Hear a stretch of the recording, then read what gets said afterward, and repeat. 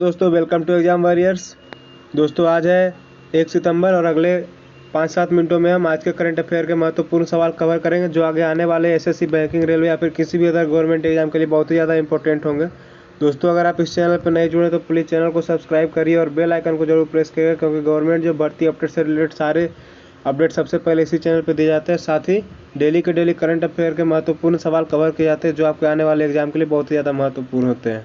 दोस्तों आज का सवाल शुरू करने से पहले मैं बता रहा हूँ, एक आप सबको पता ही है आज है 1 सितंबर और आज हम लोगों को ट्विटर पे ट्रेंड करवाना है, अपनी आवाज़ को बुलंद करवानी है और अपने इस बहरी सरकार को सुनाना है कि वो हमारे लिए भी कुछ करे। अपने लिए तो वो हमेशा कुछ ना कुछ करते रहती है, अपना जेब तो हमेशा भरते रहती है, कुछ हम स्टूडेंट के लिए भी करे, कुछ रोज़गार की बातें हो जाए। तो आप ज़रूर ट्विटर पे ट्रेंड करिएगा। मैं उसके बारे में ज़्यादा कुछ नहीं बोलूँगा, उसका मैंने एक अलग से वीडियो बना दिया, आप वो देख सकते हैं। दोस्तों चलते हैं आज के पहले सवाल की तरफ। तो आज का पहला सवाल है, परमाणु परीक्षण के खिलाफ अंतर्राष्ट्रीय दिवस हर साल कब मनाया जाता है? तो ये मनाया जाता है हर साल 29 अगस्त को। 29 अगस्त, सॉरी दोस्तों, ये हर साल मनाया जाता है, जी हाँ, ये हर साल 29 अगस्त को ही मनाया जाता है। ठीक है दोस्तों, ये पहली बार 2010 में मनाया गया था और ये इसलिए मनाया जाता है ताकि जो भी लोग हैं, कंट्री के जो भी लोग हैं, उन्हें परमाणु हथियार से होने वाले परिणाम और दुष्प्रभाव से उन्हें सुरक्षित रखा जाए। अगला सवाल, लेबनान के नए प्रधानमंत्री कौन नामित हुए हैं? तो लेबनान के नए प्रधानमंत्री नामित हुए मुस्तफ़ा अदीब। दोस्तों लेबनान के नए प्रधानमंत्री कौन नामित हुए हैं? मुस्तफ़ा अदीब। दोस्तों लेबनान की कैपिटल जो है वो बेरूट है। दोस्तों जो अभी कुछ दिन पहले आप न्यूज़ में सुने होंगे, बेरूट में एक धमाका हुआ था। उस धमाके की वजह से जो वहाँ की पूरी जनसंख्या जो वहाँ की थी बहुत ही ज़्यादा वो एक्टिव हो गई थी और जो लेबनान के जो प्रधानमंत्री थे उस समय के, उन्होंने अपना इस्तीफा दे दिया था। अभी मुस्तफ़ा अदीब जी को बनाया गया वहाँ के प्रधानमंत्री। चलते हैं अगले सवाल की तरफ। यूक्रेन ने अपने किस पड़ोसी देश के साथ संबंधों को ख़त्म किया है? तो यूक्रेन ने बेलारूस के साथ अपने संबंधों को ख़त्म किया है। यूक्रेन और बेलारूस में बहुत दिनों से इन दोनों के संबंधों में उतार चढ़ाव चल रहा था, तो फाइनली यूक्रेन ने बेलारूस के साथ अपना सारा संबंध ख़त्म किया है। बेलारूस की बात कर ले, मीन्स वहाँ की कैपिटल है बेलारूस, रूबल वहाँ की करेंसी है और अलेक्जेंडर जी करके कोई वहाँ प्रेसिडेंट है। अगला सवाल, आईपीएल के अगले 3 सत्रों के लिए आधिकारिक भागीदार किसे चुना गया है? तो आईपीएल के अगले 3 सत्रों के लिए आधिकारिक भागीदार चुना गया अनअकैडमी को।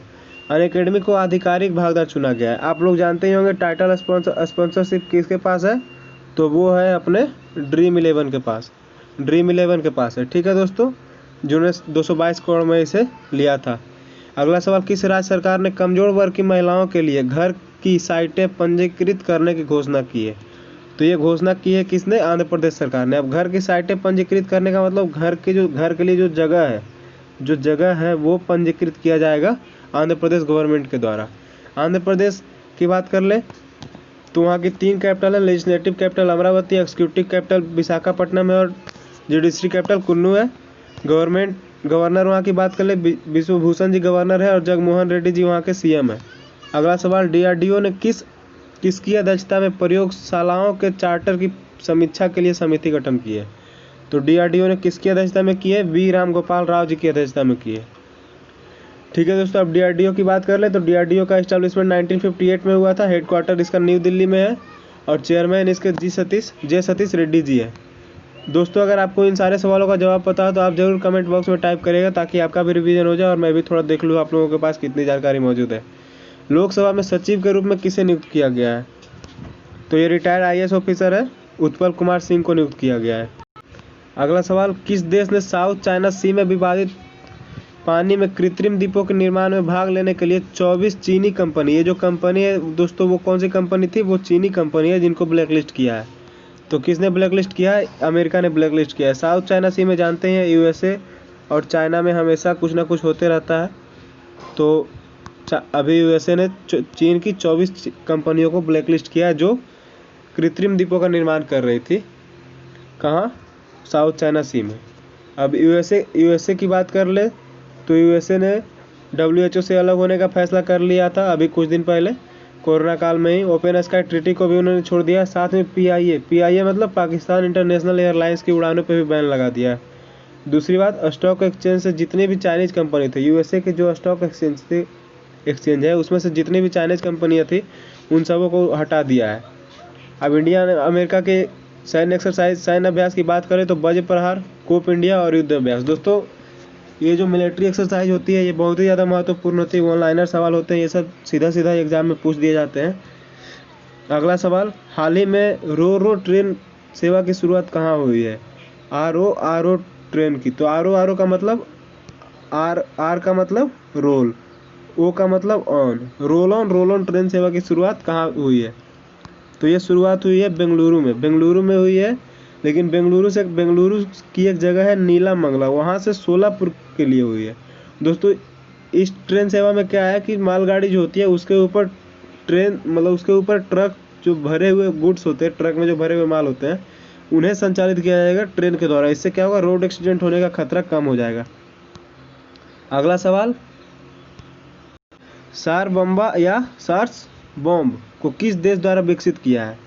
टी दोस्तों यहाँ पे साइलेंट होगा। सार्स बम या फिर सार बम्बा किस देश के द्वारा विकसित किया गया? तो ये विकसित किया रूस ने। किसने विकसित किया? तो रूस ने विकसित किया। अब रूस की बात कर ले तो मॉस्को यहाँ की कैपिटल है, रशियन रूबल वहाँ की करेंसी है और प्रेसिडेंट कौन है? Vladimir Putin.